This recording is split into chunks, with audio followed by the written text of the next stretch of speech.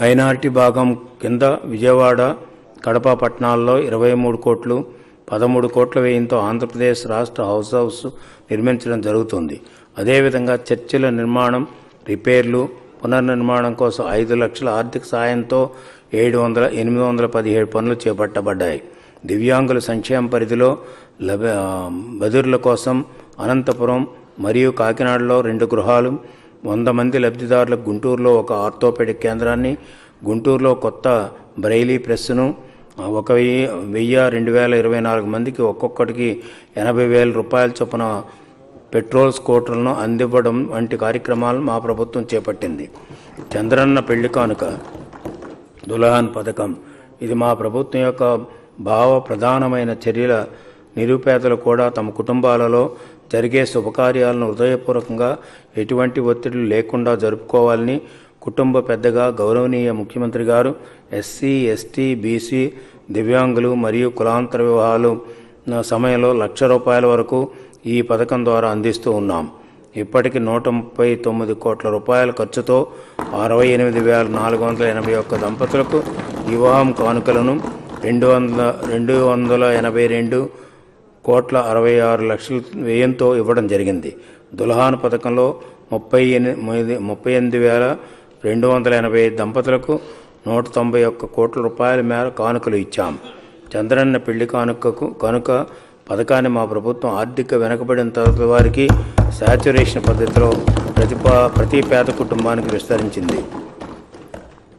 పండుగ కానుక సంక్రాంతి, క్రిస్మస్ మరియు రంజాన్ వంటి శుభ సందర్భాల్లో ఆనందాలు వెల్లివిరియాలనే ఉద్దేశంతో ప్రవేశపెట్టిన చంద్రన్న కానుక, రంజాన్ తోఫాలు వంటి పథకాల ఉద్దేశం కూడా అదే.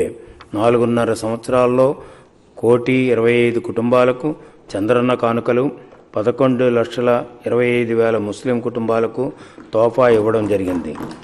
ఇదే బాటలో పవిత్ర స్థలమైన జెరూసలేం సందర్శించి క్రిస్టియన్ యాత్రికులకు అందించే ఆర్థిక సహాయాన్ని 20,000 నుండి 40,000 రూపాయలకు పెంచడం జరిగింది. దీనివలన 6,09 లక్షల రూపాయల వ్యయంతో 1,668 యాత్రికులకు లబ్ధి చేకూరింది. ఎస్సీ సప్లాన్ కింద సంవత్సరం కంటే 28% పెంచుతూ 2019-20 సంవత్సరానికి గాను 14,367 కోట్లను ప్రతిపాదిస్తూ ఉన్నాను. అలాగే 29% పెంచుతూ ఎస్టీ సప్లాన్కు 5,385 కోట్లు, 33% పెంచుతూ బీసీ సప్లాన్కు 16,226 కోట్లు కేటాయిస్తూ ఉన్నాను. చేనేత కార్మికుల సమగ్రాభివృద్ధి కోసం 1,004 కోట్ల రూపాయల విలువైన ప్యాకేజీని ప్రభుత్వం అమలు చేస్తూ ఉంది. ఇందులో భాగంగా వర్ష ఋతువులో ఒక్కొక్క కుటుంబానికి 4,000 రూపాయల చొప్పున వేతన పరిహార ఉపశమనం కింద 90,765 చేనేత కుటుంబాలు లబ్ధి పొందుతున్నాయి. నెలకు కుటుంబానికి 150 యూనిట్లు ఉచిత విద్యుత్తు, ఒక్కొక్క కుటుంబానికి 20,000 రూపాయల వార్షిక కవరేజ్తో ఆరోగ్య బీమా పథకం, 5,000 మంది గ్రామీణ చేనేత కుటుంబాలకు 2,81,000 విలువ చేసే ఇల్లు మరియు వర్క్షెడ్లు నిర్మాణ పథకం, పట్టణాల్లో నివసించే చేనేత కార్మికులకు 1,20,000 చేసే ప్రత్యేక వర్క్షెడ్లు నిర్మాణం ఈ సమగ్రాభివృద్ధి ప్యాకేజీలో ఉన్నాయి. డ్రైవర్ల సామాజిక మరియు ఆర్థిక శ్రేయస్సు కోరుకుంటూ 150 కోట్ల రూపాయల కేటాయింపుతో డ్రైవర్ల సాధికార సంస్థను స్థాపించడానికి నేను ప్రతిపాదిస్తూ ఉన్నాను. ఈ సంస్థని రైతు సాధికార సంస్థ మరియు మహిళా సాధికార సంస్థ తరహాలోనే ఏర్పాటు చేస్తాం. సాంఘిక భద్రత, పేదరిక నిర్మూలన. The test of our progress is not whether we add more to the abundance of those who have much. It is whether we provide enough for those who have too little. Franklin D Roosevelt మాటల్లో. పెంచిన పింఛన్లు, ప్రజా పంపిణీ ద్వారా ఆహార భద్రత, ఎన్టీఆర్ ఆరోగ్య వైద్య సేవ ద్వారా ఆరోగ్య భద్రత, ఎంజీ, ఏఎన్ఆర్, ఐజీఎస్ ద్వారా నైపుణ్యం లేని కార్మికులకు ఉపాధి భద్రత, మెరుగైన గృహ భద్రత, చంద్రన్న బీమా ద్వారా ప్రమాదవశాత్తు మరణం లేదా అంగవైకల్యం కలిగినప్పుడు ఉపశమనం కలిగించడం ద్వారా మా ప్రభుత్వం అత్యంత బలహీన వర్గాలకు సాంఘిక భద్రత కల్పించడానికి కట్టుబడి ఉంది. ఎన్టీఆర్ భరోసా పెన్షన్లు అత్యంత బలహీన వర్గాలకు గౌరవప్రదమైన జీవితం కలిగించడం పెద్ద కొడుకుగా తన బాధ్యత అని గౌరవ ముఖ్యమంత్రి గారి విశ్వాసం. అందుకనుగుణంగా అధికార పగ్గాలు చేపట్టగానే వృద్ధులకు, వితంతువులకు, నేత కార్మికులకు, గీత కార్మికులకు, HIV సోకిన వారికి పింఛను 200 నుండి 1000 రూపాయలకు 5 రెట్లు, దివ్యాంగులకు 500 నుండి 1500కు 2 నుండి 3 రెట్లకు పెంచడమైంది. అంతేకాక మూత్రపిండాల వ్యాధితో బాధపడుతున్న, డయాలసిస్ చేయించుకునే వారికి, ఒంటరి స్త్రీలకు, లింగ మార్పిడి జరిగిన వారికి, మత్స్యకారులకు పింఛన్ సదుపాయాలు వర్తించడమైనది. తద్వారా గత 4 సంవత్సరాలకు 24,618 కోట్ల వ్యయంతో 50,51,000 మందికి లబ్ధి చేకూరింది. అంతేకాక డప్పు కళాకారులకు నెలకు 1,500 రూపాయల చొప్పున, సాంప్రదాయ చర్మకారులకు 1000 రూపాయల చొప్పున పింఛను చెల్లిస్తూ ఉన్నాం.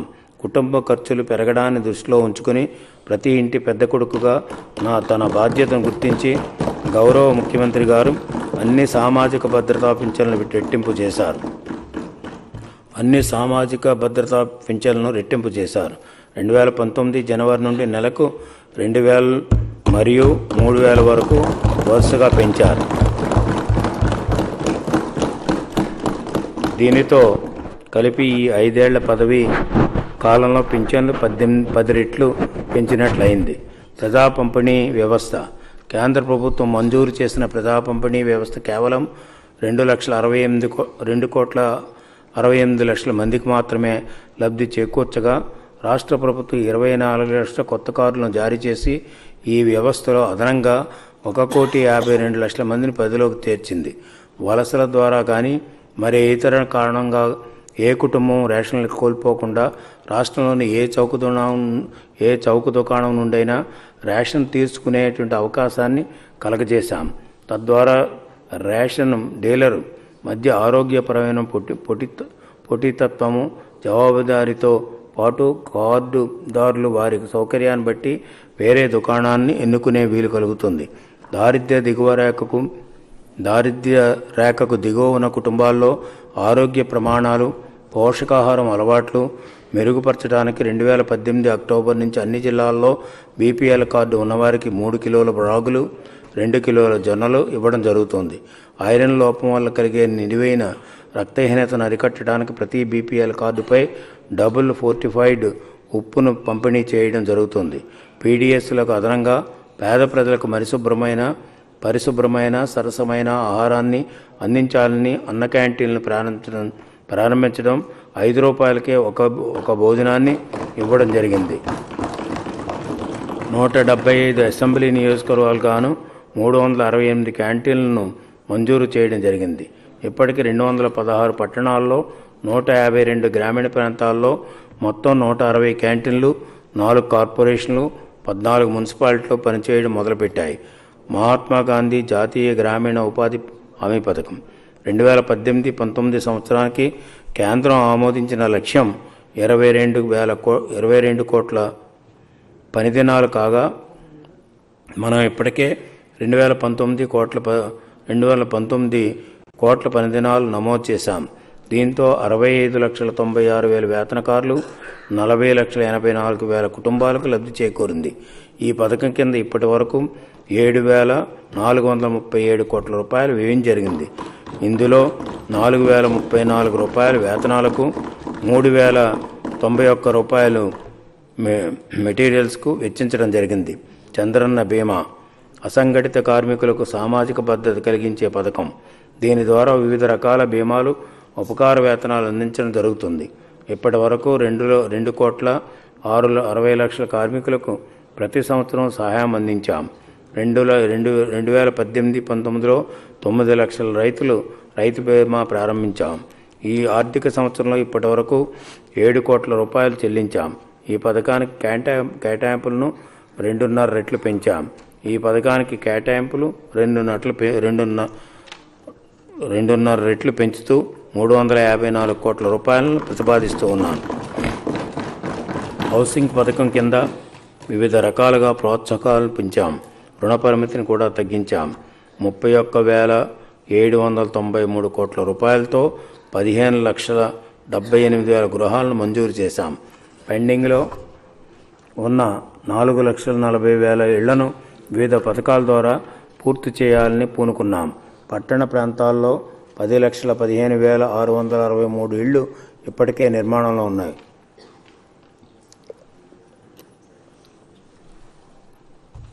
మానవ వనరుల అభివృద్ధి, ఆరోగ్యం. ఈ శాఖకు 2018-19 సంవత్సరం గాను 8,463 కోట్ల రూపాయలు కేటాయించాం. ఇది 2014-15తో పోలిస్తే దాదాపు రెట్టింపు అయింది. ఎంఎంఆర్ను 2014-15 నాటికి ఉన్న 83 నుంచి 2018-19లో 65.81కి మరియు అలాగే ఇదే కాలానికి ఐఎంఆర్ను 37 నుంచి 10.51కి తగ్గించగలగడం ఈ రంగంలో మేము సాధించిన గొప్ప విజయం. ప్రజారోగ్య మెరుగుదలతో పాటు ఇతర చిన్నపాటి ఖర్చులను తగ్గించే కార్యక్రమంలో తల్లి బిడ్డ express, NTR baby kits, Chandranna సంచార చికిత్స, ముఖ్యమంత్రి ఆరోగ్య కేంద్రాలు, ఎన్టీఆర్ వైద్య పరీక్ష, ఎన్టీఆర్ వైద్య సేవ, ముఖ్యమంత్రి ఈ కంటి కేంద్రం, ముఖ్యమంత్రి బాల సురక్ష, ఈ ఔషధి, ఉచిత డయాలసిస్ వంటి కార్యక్రమాలు మా ప్రభుత్వం తీసుకువచ్చింది.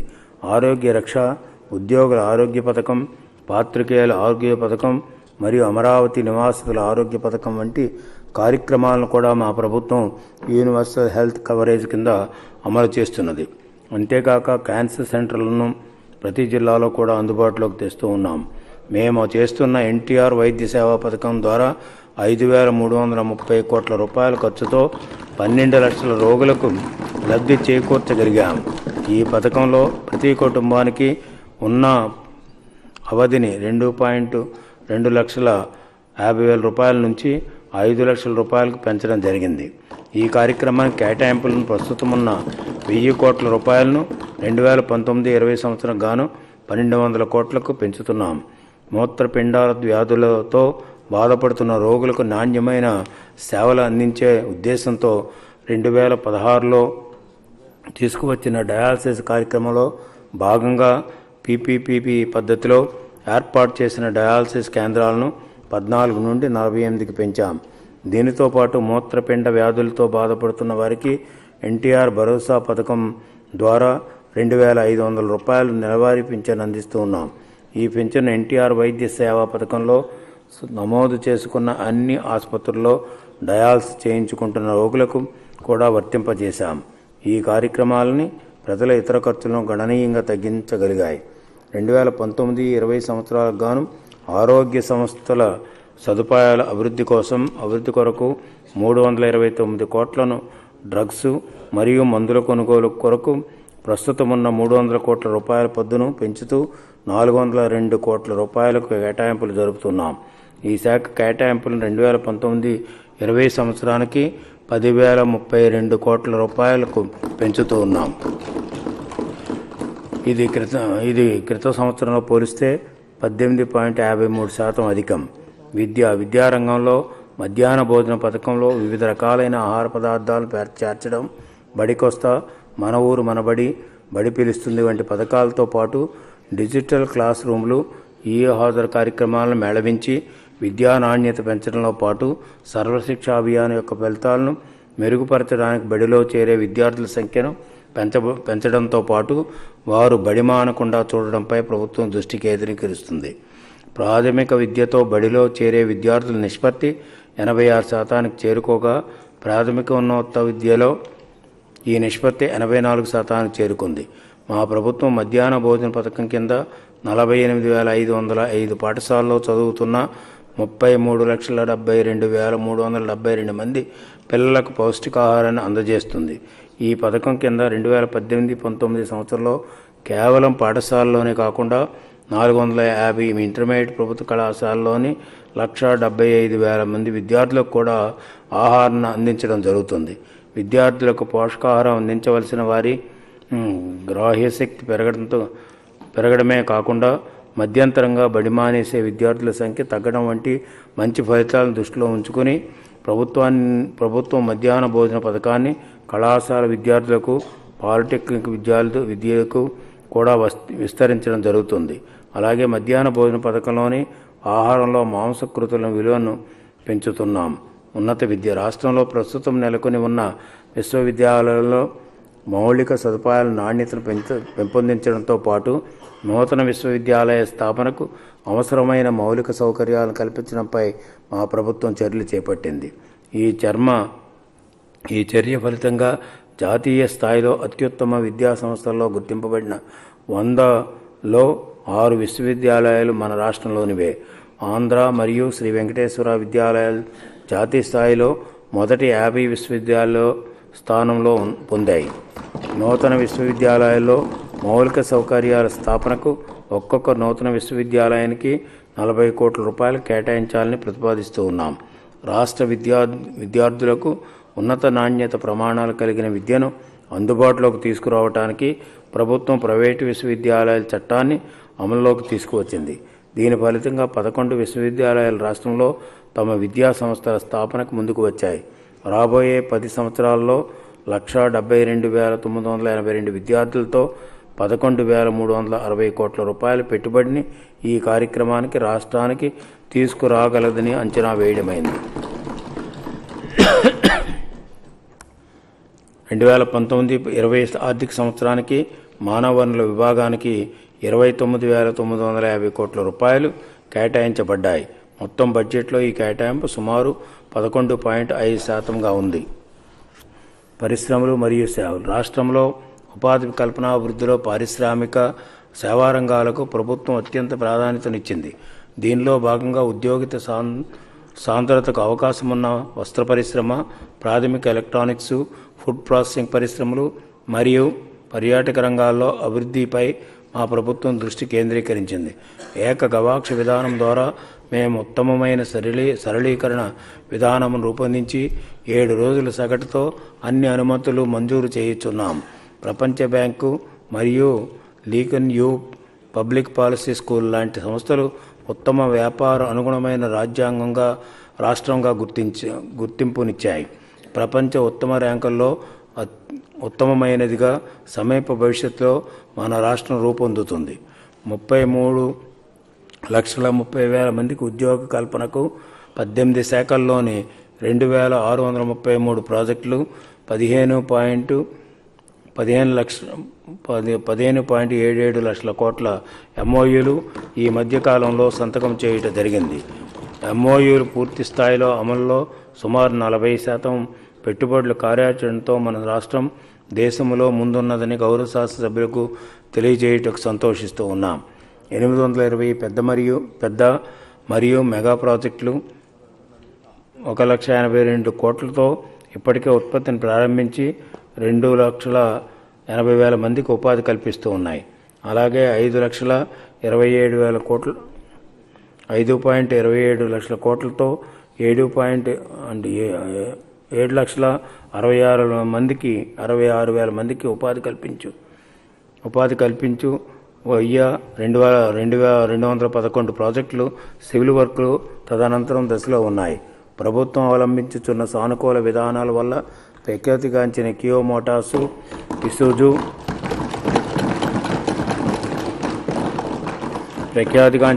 Motors, Isuzu, Hero group, PepsiCo, Mondelez, Cadbury's, Jain irrigation, Arvind mills, Shahi export, Jockey మొదలైన సంస్థలు వారి కార్యకలాపాలు మన రాష్ట్రంలో నెలకొల్పుటకు ఉత్సాహం చూపిస్తూ ఉన్నాయి. మా ప్రభుత్వం ఇటీవల కాలంలో విదేశీ పెట్టుబడి పథకం ద్వారా ఇండోనేషియాకు చెందిన ఆసియా పల్ప్ అండ్ పేపర్ ద్వారా ప్రకాశం జిల్లాలో 24,500 కోట్ల రూపాయల మేర పెట్టుబడికి అంగీకారం కుదిరింది. దీనివల్ల 4,000 ఉద్యోగాలు నేరుగా, 12,000 ఇతరత్రా కలుగుతాయి. అలాగే హాల్దియా పెట్రోకెమికల్తో 62,714 కోట్ల రూపాయల పెట్టుబడి కోసం ప్రయత్నిస్తూ ఉన్నాం. భవిష్యత్తులో పారిశ్రామిక అభివృద్ధి కొరకు విశాఖపట్నం చెన్నై పారిశ్రామిక కారిడార్ను మరియు చెన్నై బెంగళూరు పారిశ్రామిక కారిడారు పునాదులు వేస్తూ ఉన్నాం. ఎంఎస్ఎంఈ సెక్టార్ ద్వారా ఒక పెద్ద మెగా పెట్టుబడి సంస్థ కన్నా 10 రెట్లు అధికంగా ఉపాధి కల్పిస్తూ ఉన్నాం.